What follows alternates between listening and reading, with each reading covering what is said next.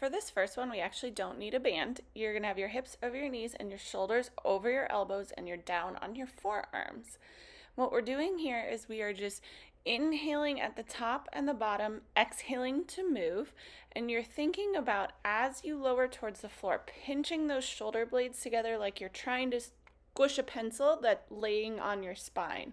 And then as you push away from the floor, you want to make sure that you are not rounding into those shoulders. Instead, you're thinking about pushing through the armpit and letting the shoulder blade come around the side of your rib cage. And then exhale to lower down, chest to floor, shoulder blades pinch. Inhale, exhale to push away from the floor. Inhale at the top into those tight spots. Exhale, lower. Okay, really trying to control the movement, and you're not bobbing your head like a chicken. Okay, this movement is coming from how the shoulder blades are moving around your rib cage. Now we'll start going into our band. So you're going to come on your back. The band is anchored behind me. Really kind of at hand level, just like I have it here, is best. Knees are bent, feet are on the floor. I'm going to inhale and exhale, finding that neutral pelvis, finding a slight brace. And then with each subsequent exhale, I'm bringing the band down towards my hips. Okay, this is a back movement. So you're thinking about the lats, those big muscles running down your back. As you pull the band towards your hips, you're really trying to think about shoulder blades to opposite back pockets, controlling the movement on the way up, not letting that band beat you. You will feel a little extra core as your hands get closer to your hips as well. Perfect, that's what we want.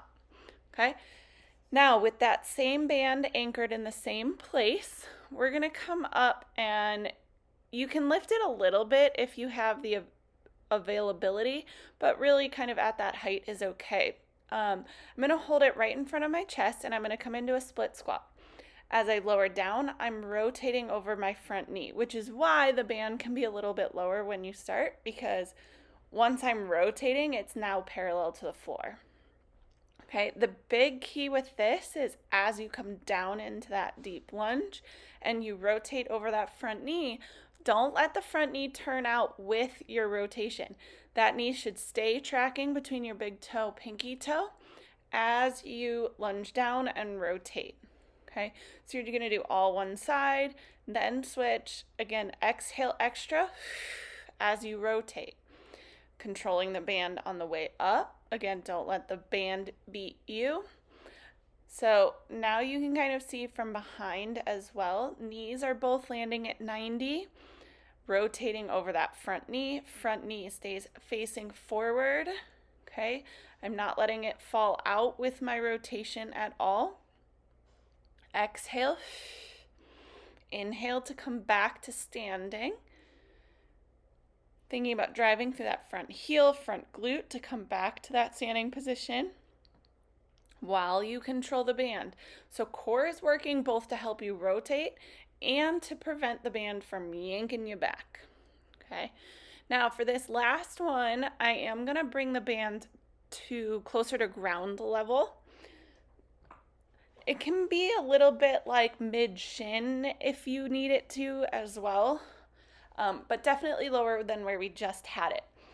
And then you're going to be coming into a side plank. So I'm going to do top foot in front, with both legs off the ground, but you can kickstand that bottom leg, you can stack your top leg, just depends on where you're at with side plank. And then you're just doing a row, okay? Thinking about hand to the base of your rib cage or bra line, shoulder to that opposite back pocket, really lifting those hips nice and high, exhaling as you row.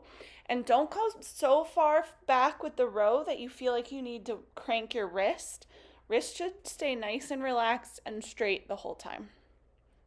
Okay, switching sides. If you notice too, I'm wrapping it around my hand for just a little bit extra tension. Okay, but elbow and hand are coming in at that rib cage level, bra line level. Hips are nice and high. I'm really pushing away from the floor with my bottom arm, rowing that opposite shoulder to opposite back pocket. All right, those are your exercises. Go ahead and repeat 2 to 3 more times on your own. Let me know what you think and if you have any questions.